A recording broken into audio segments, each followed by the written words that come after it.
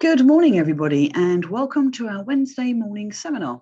Today we are looking at JCT Standard Form Design and Build, and we are joined by Mohammed Haque, who is consultant barrister, adjudicator and quantum expert for Fletcher Day, and you can see his details there. As always, if you have any questions or any queries about this topic, please feel free to use either the chat or Q&A facility in the bottom toolbar there to submit your questions, and Mohammed will deal with these at the end.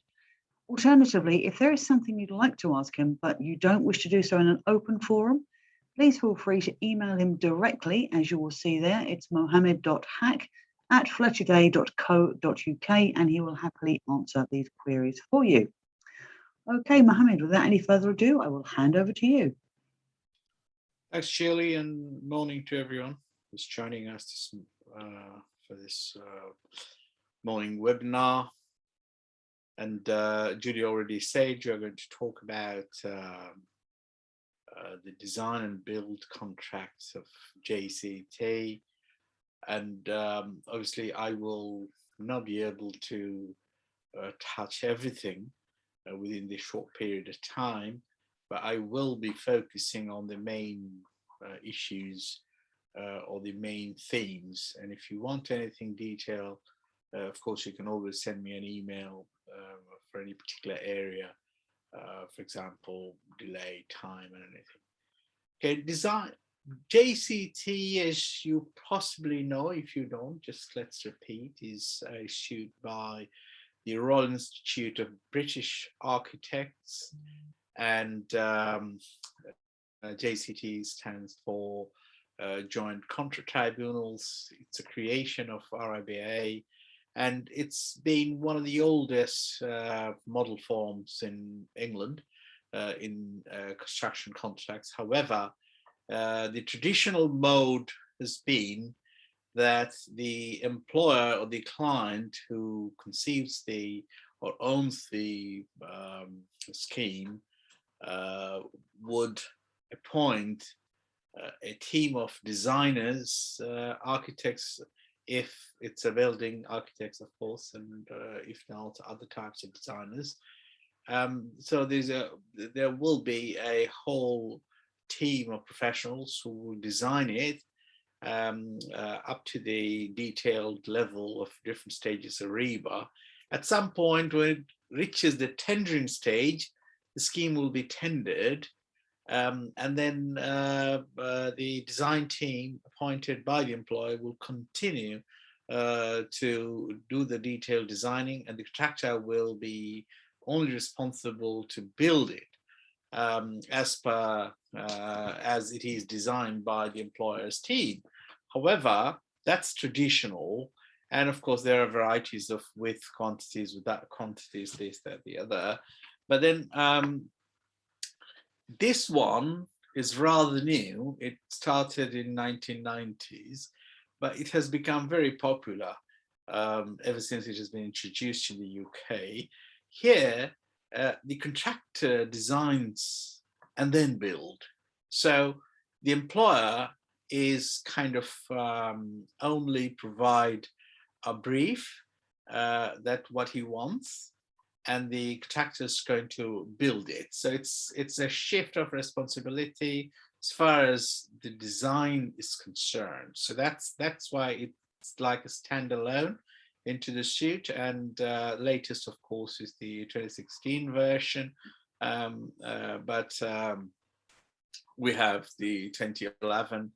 And so that's in the market. Of course, the other ones like 2005 and all are too old for us to consider anymore. Now, design and build, just let's remember that it's not turnkey though, as it is understood in other jurisdictions, because in turnkey, what happens, the employer doesn't do any design whatsoever. They just barely describe, like, I want a bungalow of 4 bedrooms. It's just like that. And then the rest is all done by the contractor. That's where it's called turnkey. It's an industry term borrowed from building manufacturing plants, and it's used in the construction industry as well. But it's not turnkey in England, as I said.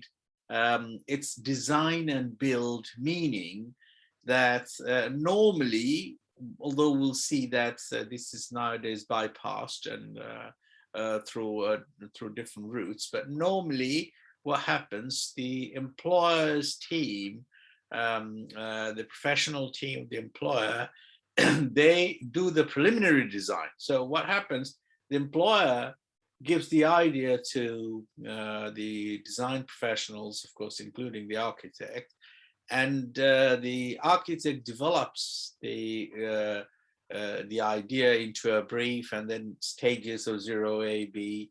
When it reaches C, it tenders, and by then normally even a concept plan is also approved by the local authorities, and then when it's tendered, the rest is on the contractor, meaning developing the design up to the working level and building the project or the scheme. That's how it works. That's why it's called design and build. It's not called turnkey in this country. And the core idea is that, as I said, in traditional, the employer is responsible for the design. I'm talking about between employer and the contractor, whereas here the employer only gives his requirements. So in other words, we call it employer's requirements, and then which is, of course, initial design and specification of various sorts.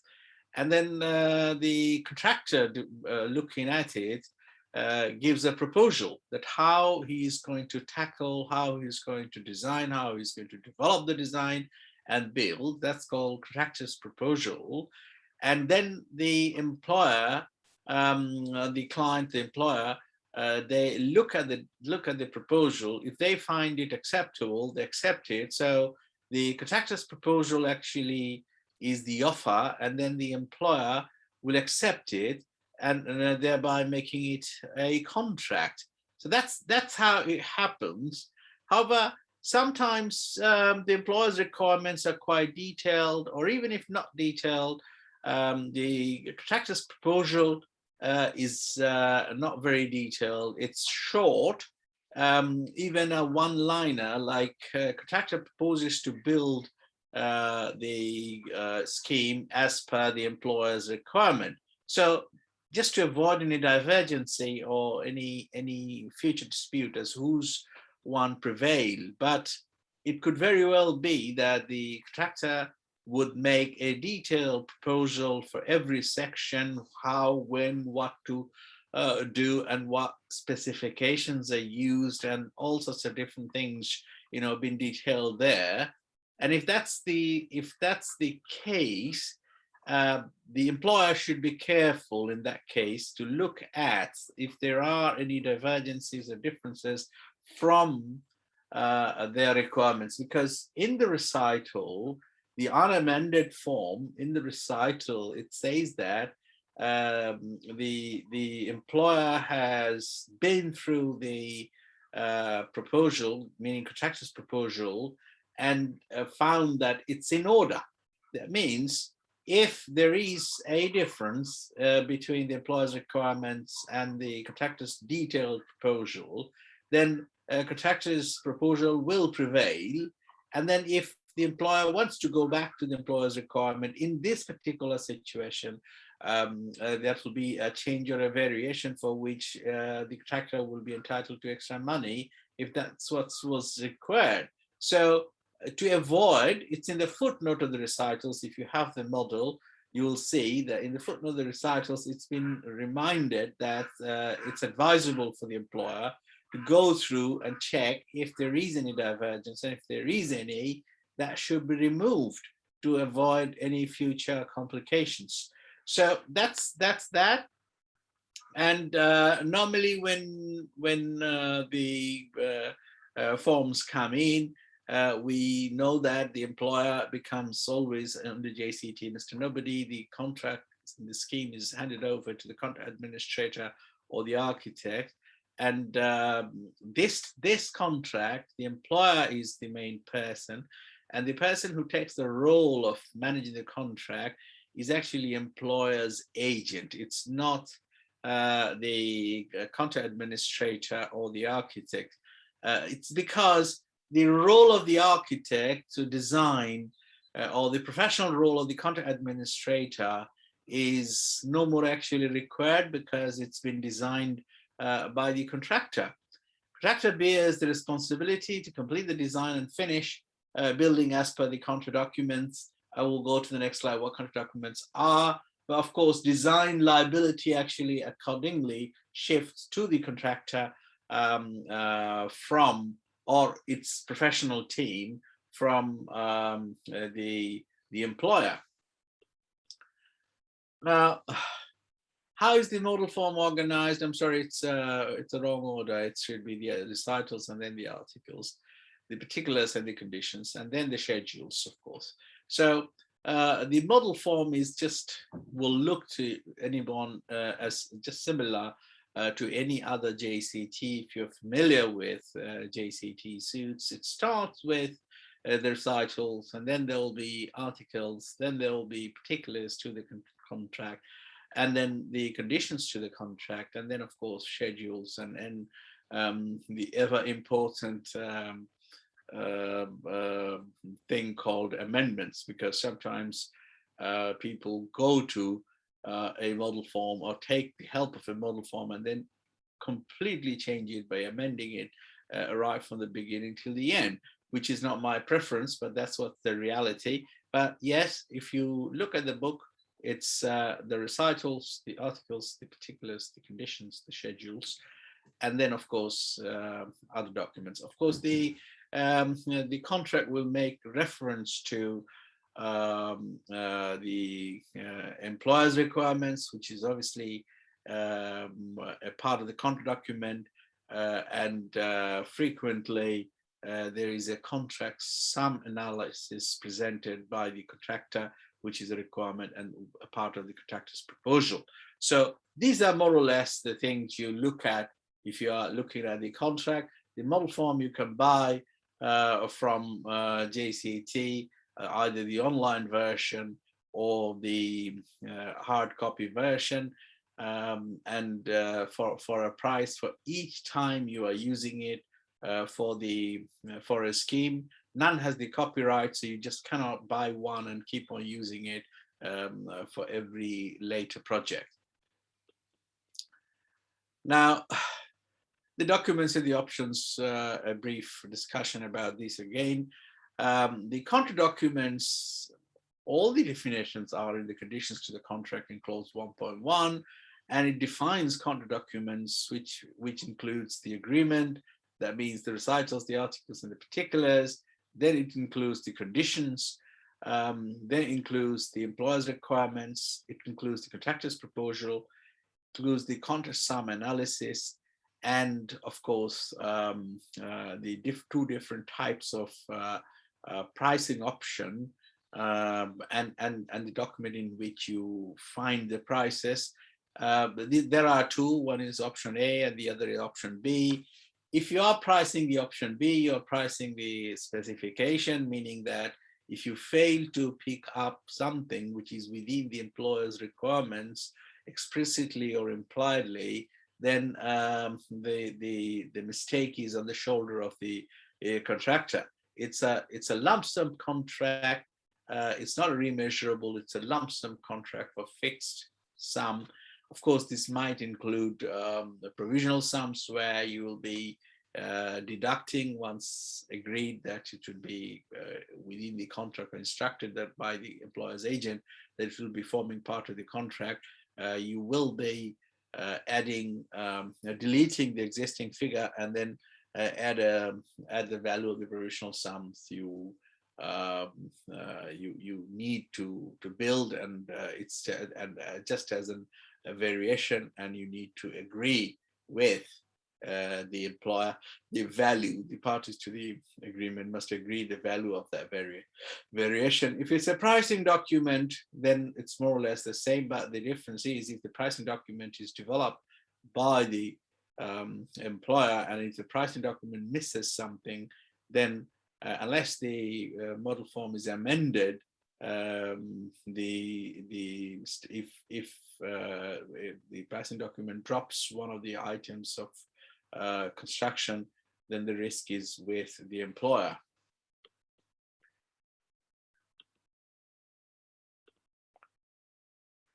Because it's design and build, the most important thing is the design.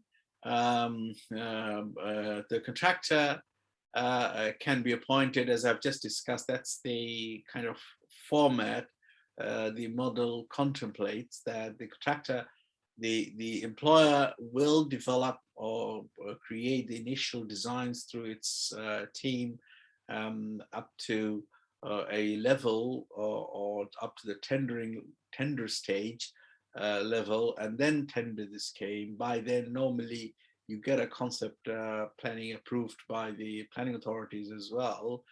And then it's for the contractor to develop the rest of the design to working level. And of course, it's quite frequent in bigger projects to, for the employer to give the contractor various specification so that there are lesser problems at the time of the actual building. So, but contractor may be appointed also from the very outset, and various processes is possible because there's no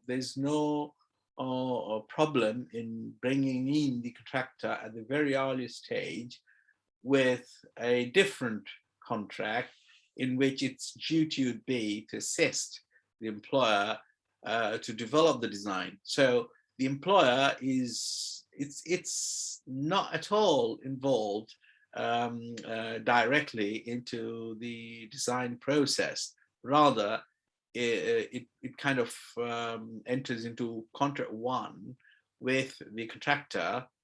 So the contractor appoints the professional team, and the professional team or the design team will build or will develop the design. I mean, theoretically speaking, or it happens practically as well, that the employer may appoint the design team, but it works with the contractor to develop the design up to the tendering stage. And then once the design is developed up to the level where the contractor can construct it, then a fixed price contract, lump sum contract is negotiated for the second stage, and simply the contractor is, if the contractor has not employed the professional team, the team just is switched to or novated to the contractor, and it continues. You see, it's advantageous in that there will be less problem for the contractor to understand what was done earlier. Even though the contractor was not involved like that from the very beginning to oversee the design process, it very well could be the case that once it's tendered and the contract, fixed price contract is entered into, the employer's designers will be novated, or as sometimes call it, consult switch, will be taken by the contractor. And if you want to know more on that, I'm having a session, a webinar session tomorrow in the evening. You can join that to see what happens when the novation occurs. But for today, the design, although it's because it's not turnkey, it remains up to a level as part of the employer's requirement, the responsibility of the employer. But that doesn't mean the contractor cannot come and intervene at the very early stage. Rather, it's done quite frequently, and a separate contract is entered with the contractor for his services to oversee the design process. Now, cast characters, of course, employer is a party to this contract, and the other part is the contractor, but the employer becomes Mr. Nobody once the contract is signed. The scheme is handed over to the contractor, and the employer only holds the pocket, and it has to be built within the budget and at the site. So that's what's the employer's role here. He provides the site, he outlines the budget, and agrees with the contractor because he has a budget, the fixed price, and it is ultimately the employer's pocket which determines how much or how many variations can be agreed, or if something goes wrong, how much that can be realized by way of compensation. If the employer doesn't have any money, then there's nothing you can do about it, although you may have a claim in theory. So so that's something the contractors should keep in mind. Also, the employer should keep in mind, not to sort of go in and just keep on saying, oh, change this, change that. The second types of people, the architects, the contract administrator, the employer's agent, and all these people, as I've already touched on this, in other contracts, these standard forms, or traditional building contracts in JCT, the employer needs an architect or a contract administrator because the design responsibility lies with him.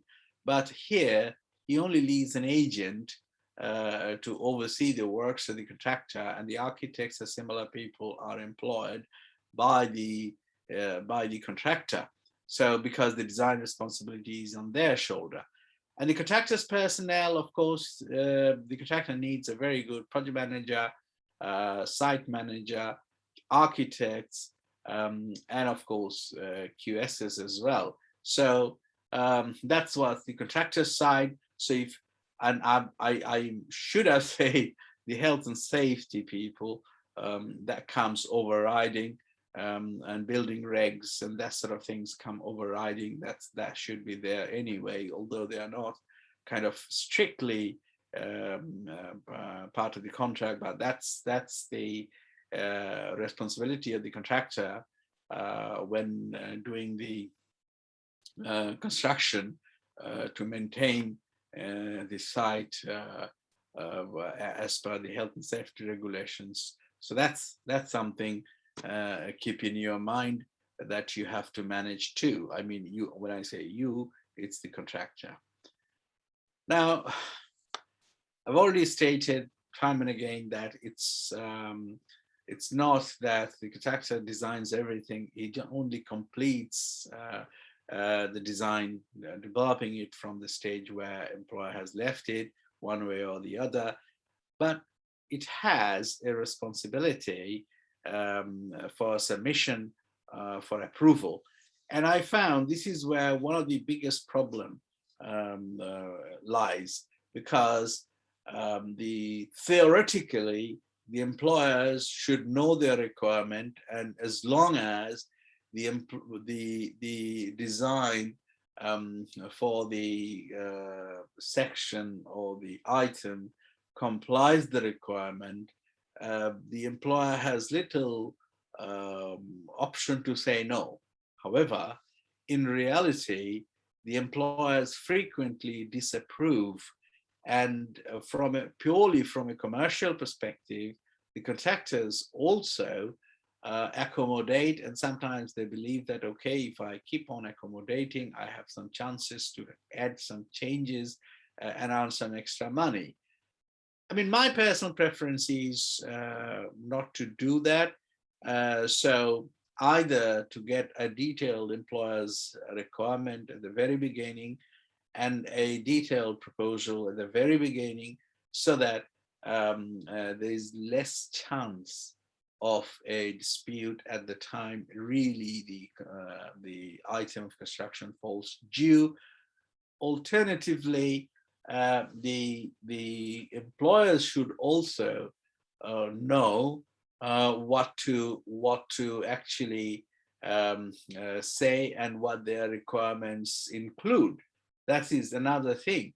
Obviously, the condition says that the contractor is to build it as per the requirement and the of the contract or the employer, and if any statute kind of imposes any responsibility, such as goods and supply of goods and services act does, it has the requirement of suitable quality, fit for the purposes and whatnot regarding the materials.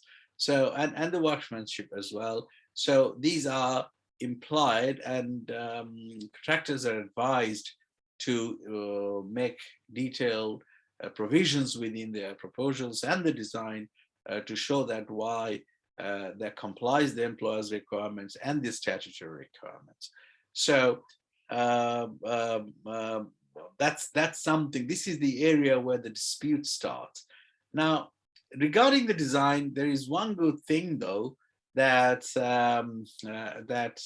obviously the contractor has been exempted from checking the appropriateness and the correctness of the employer's requirement. This is been very clear. It's an express term within the contract in the conditions that contractor doesn't have to worry about what's in the employer's requirement. However, having said that, the limit of that is if the contractor finds a problem, a discrepancy, a divergence within the employer's requirement documents, or a problem of some sort, it has a duty to warn. So it's not like, okay, fair enough, there is a problem. I'll ignore this and I'll do it the way I want. No, that's not what you can do as a contractor. You have to then inform the employer's agent that, hang on a minute, this is a problem. You can't do this. Now, if that's a genuine problem, then the employer's agent either has to come back, amending it on his or her own, or the contractor can submit a contractor's variation instruction and formalize it as a change, so that if he builds it in a change scenario, he gets that change valued as a variation and get extra money, or even have lesser money if that's the financial effect. So that's something I would say the contractors should always keep in mind, and they do have to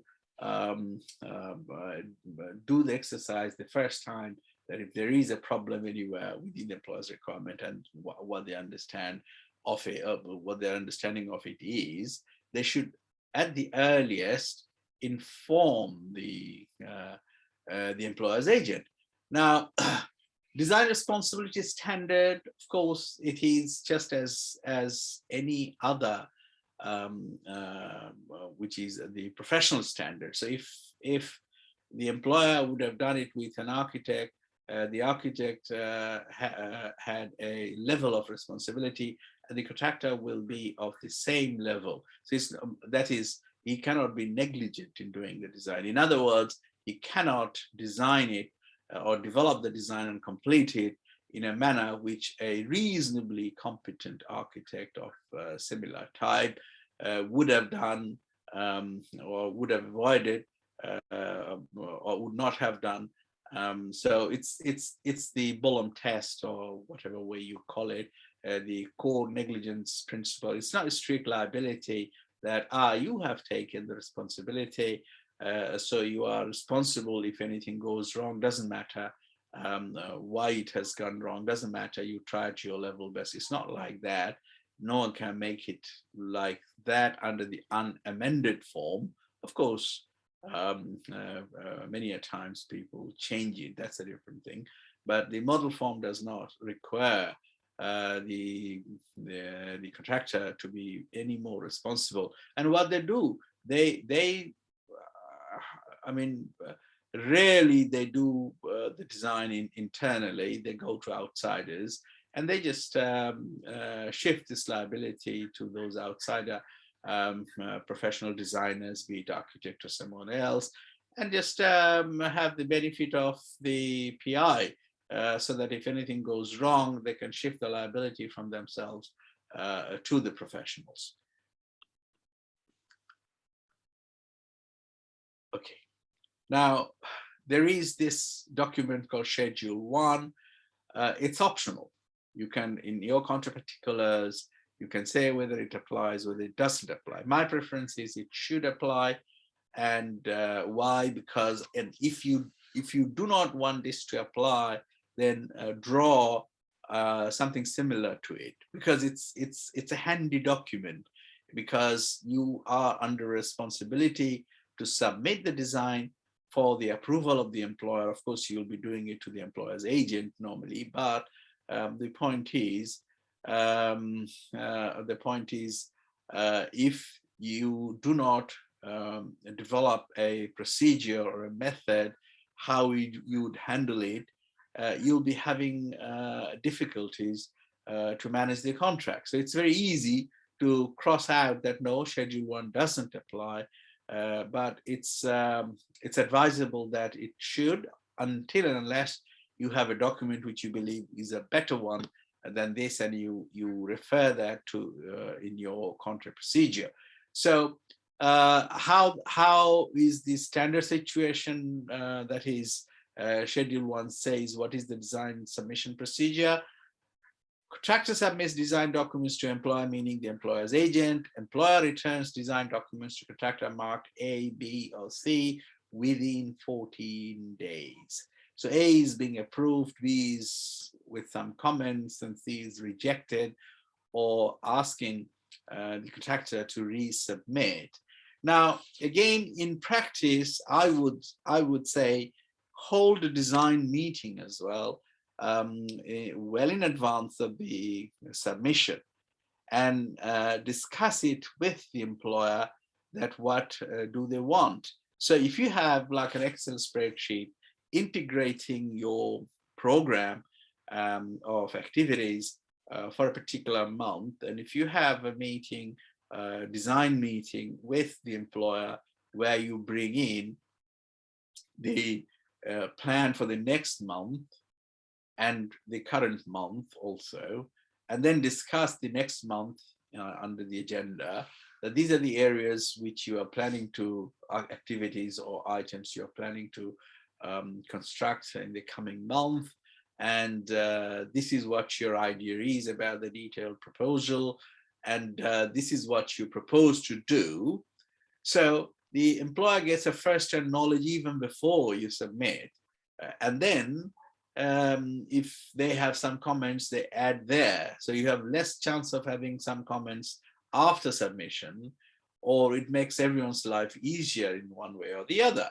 And then you submit it, and then if it's not approved, then within 14 days, the employer has to come back. And again, you know, I would say to the contractors that do keep them in reminder that I've submitted in such and such date, on such and such date, so please come back to us within a particular day you need to.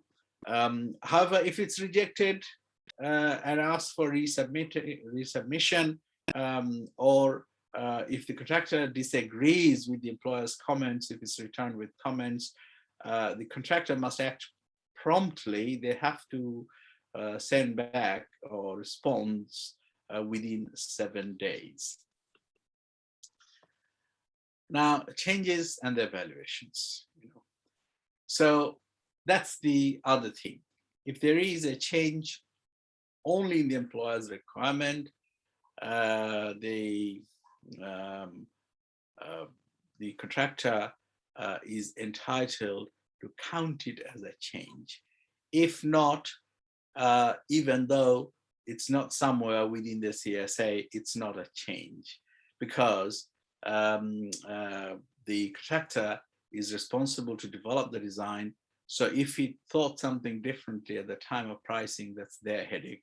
It's not the employer's headache. However, if the employer changes the requirements, then of course that's a change. Or if there is a change in the site, which was thought differently, and which makes construction very different, then that's a different thing. Obviously, the employers can change by adding quantity and quality of matters in their employer's requirement. So that's that, but changes are less frequent from that perspective, you know. And if there are changes in the contractor's proposal after the employer has accepted it, that's also a change. So the advantage for the contractor would be if the contractor can make a detailed proposal and the employer accepted it, then it's easier for them to flag that this was not within our proposal. Of course, if there are changes in statutory requirements, then that is a change. For example, the utility companies are all statutory undertakings, and their permissions and all these are changes because these are orders treated as a statutory requirement. So it's quite frequently is the case that there is obvious that will be one change from the statutory requirement. Other than that, of course, if there is a change in law and that requires something extra to be done or something to be done differently, then that's a change. Whether that ends up in paying some more money or not is a different thing, but that's a change and that needs valuation. Now, changes must be valued, of course, in normal cases, but a change needs to be formalized. That's very important, because most of the time what happens, an email sent from the site manager or even a lesser personnel, or the employer coming on visit the site and saying do this, do that, and then the contractors get excited, they do that, and then later on they found that there is no instruction from the employer's agent to do that as a variation. So that's something vitally important. Of course, the contractor has the option, if an informal instruction is given, the contractor has the option to formalize it by issuing a document which we normally call contractor's variation instruction, that on such and such date and time you have come and made an informal instruction. This the contractor is taking as a variation instruction or a change instruction which needs evaluation. If the employer fails to answer it within a particular time, it's deemed as accepted. So that's very, very vital. Do not, if you are in JCT, do not miss this, because that unnecessarily create problems towards the end if when the evaluation of the final account comes in.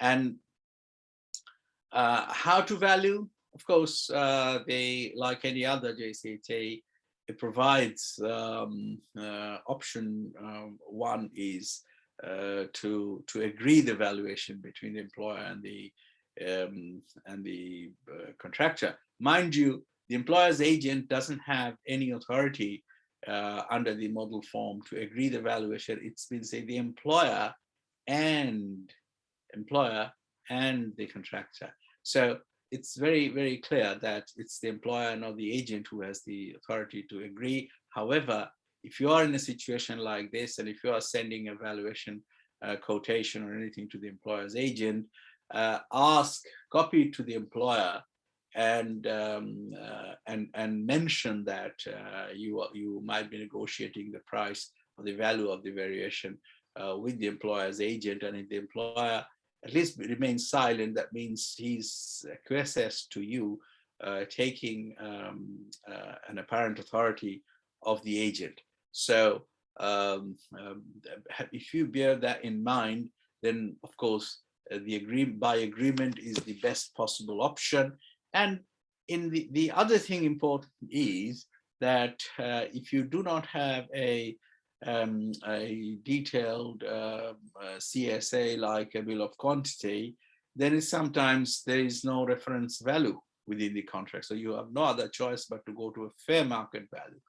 And of course, you have to include the site prelims where possible. And don't forget that if there is a variation, if there is more work at the headquarter level, or if there is a delay impact on it, you have to notify that to the employer and revise your program and submit a revised program, and that will keep your due diligence obligation in line of the contract, and also that will avoid any problem towards the end if there is an overrun of the overall project completion date. So that's vitally important. And finally, not to forget that if there is a variation and if you are doing something extra at the headquarter level, some other management or beyond the site management, you should have at least a theoretical possibility of making an application for money under loss and expenses clause of the contract. So all these should be kept in mind by the contractors as well as the employers when there is a change. And that's all from me from today. Okay, thank you for that, Mohammed. We do indeed have some questions. I thought we might well do at the end of this one, so I will put these to you. The first question, under JCT DB clause 1.3, if the contract is an unamended form, then do the conditions of the JCT take precedent over the ERs? You have stated that it is essentially the contractor's responsibility to complete the design. But if clause 2.11 is unamended and the contractor is not responsible for verifying the adequacy of the ERs or any design contained within them, and there are errors found, and the contractor has to correct these errors, does this constitute a change, and is it therefore a compensatable event? Well, of course. I mean, if there is a difference or a divergence or an inadequacy which is found at the point of practically doing it, the contractor has a responsibility to let the employer know. Okay, duty to warn. That's the first thing. And if that is accepted, then that's a change. And if it's a change, it's not a compensatable event. It's a change, and the change would require evaluation. Now, whether that valuation will be a positive valuation, a negative valuation, or a zero valuation will, of course, depend on what is the financial impact of it. But it will be, I mean, it could be that there is a problem which, if it's resolved, it will take shorter time and cheaper materials to be used. So it's not a compensatable event. It's rather a rewarding event for the employer. So what the effect of the change is, it all depends on what the change is. But contractually, it is a change. And as soon as it's a change, you need to value it. Okay. The contractor, in completing the design, found that in order to comply with building regs, fire-rated glass will be required to the frontage of a building. The contractor proposes 40% spandrel boards, but the client insists his expectation is that the glass frontage should be clear. Is clear a change, and who pays? Yeah, I mean, this is exactly I was trying to say. Don't forget that the contractor is to make the proposal. Okay. Now, when you make the proposal at the very outset, before you enter into the contract, if you make a detailed one, you are actually entitled to, because three things. If the contractor, if the employer hasn't made it clear in his requirement that a particular material is needed for this contract, then your duty as a contractor is to build it just as per what the statutory requirements are. And if the statutory requirements is one, and the employer is asking for something else, then that's a change. That's a change. That's a change in the employer's requirement. employers can save themselves if they have spelled it out, if that's something is important for them, spelled it out at the employer's requirement, specification document. If they haven't, then it's better that the contractor's proposal must make reference to this, that this includes whatever type of glasses, and we will be free to. And we have provided for only the ones which are acceptable under the building regs to statute, because that's what the contract says. You have to build the scheme as per the requirements given by the employer and by the statutes, regulations, etc. Now, if the employer was silent, then at the time you entered into the contract, then you have a free hand. And as long as you come within. But the problem is, in reality, this is where the problem keeps on coming. And that's why I was saying that my personal preference is to be able to make it as comprehensive as possible.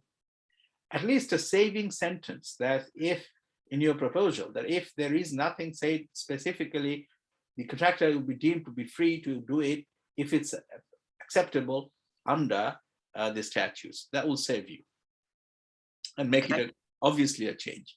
But don't forget, even if it's a change, you have to formalize it. Okay. If a contract has been amended to make a contractor responsible for divergences, inconsistencies in contract, will the client still pay for the changes? They have to. It doesn't just make the contractor responsible. Well, unless it's been amended to say that if there is a divergence or a difference, contractor is responsible for that. I'm only talking about the unamended model form. The standard situation is the contractor only has the responsibility to warn. They don't have the responsibility that there is a problem, so I'll be responsible for that. No, they don't. That's obviously a change, and the change will be valued. Okay. If the employer's design team have not been novated and they make changes almost 18 months later, because despite the drawings being issued at stage 5 and the EA does not issue an instruction, is this still deemed a change? Well, if it is a change, it's a change. It's nothing to do with whether the design team has been novated or not. Because if the contract is entered into with a certain set of drawings, designs, specifications, as soon as the contract is entered into, if any change is brought in to one of those documents, so that's where it's vitally important to have the drawing register ready and mark every drawing and take every specifications, every page signed and initialed by both parties, that this is the Bible under which I should pray. Now, if someone comes in, a new prophet comes in and says that, no, there's a new book here and you do this, that's a change. You know, people have crusade about that. You'll only have a variation and get some value out of it, but it is a change. Okay. If a contractor issues a variation and then the EA remains silent, what's the time period for it to be automatically accepted? I think it's 7 days. I think it's 7 days deeming provision, but if not, it could mostly be 14 days, not more than that. But I top of my head, it's 7 days normally. Okay. Under JCT D&B, how are provisional sums treated for both the contractor and the employer? Well, the provisional sums are nothing. It's just there for creating nuisance unless it's a defined provisional sum. The first thing to remember, once the employer's agent gives the instruction to expend it, that is meaning that it says that this is an instruction, you can go ahead and do the job. The first thing to remember is to send a quotation unless it's a defined provisional sum. So what is a defined provisional sum? As opposed to undefined provisional sum, it's been a term since the SMM, but it's in NRM as well, that the parties have agreed the price of the particular works item, okay? However, the employer is not mentally sure if they want it. So it becomes a defined provisional sum. What is the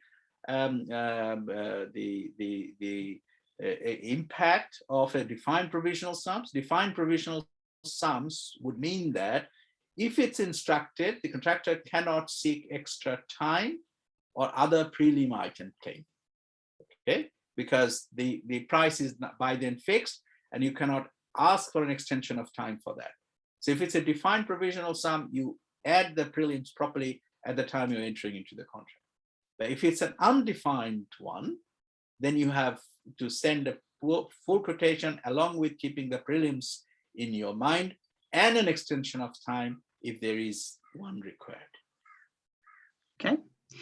And then the last one for today, is there a schedule for when the provisional sums must be accepted? As such, no. But if it's been left out and been done late, then of course, if you have programmed already, if it's a defined one, you must have programmed it. If you have programmed it already, then you seek for an extension in time. If you haven't, then you just revise your program as and when an instruction to expend provisional sum comes in. But that's vital, keep that in mind. Right, okay. That's the end of our questions today. Thank you, Mohammed, for answering all of those, or a fair few on this topic. As always, as we said earlier, if there is something more specific you wish to ask Mohammed, it's mohammed.haque@fletcherday.co.uk. We are back again this evening where we have John Sharp, who is talking about contractual and common law termination. That's at 6 p.m. And then tomorrow we're joined again by Mohammed for novation, and that is also at 6 p.m. If you would like a place on either of these, please email seminars@fletcherday.co.uk and we will book you in and send you the login details. Anything other questions, please feel free to let us know, and we will hopefully see you all again very soon. Have a great day, everyone. Thank you. Thank you very much. Thanks, Mohammed. I'll speak to you later.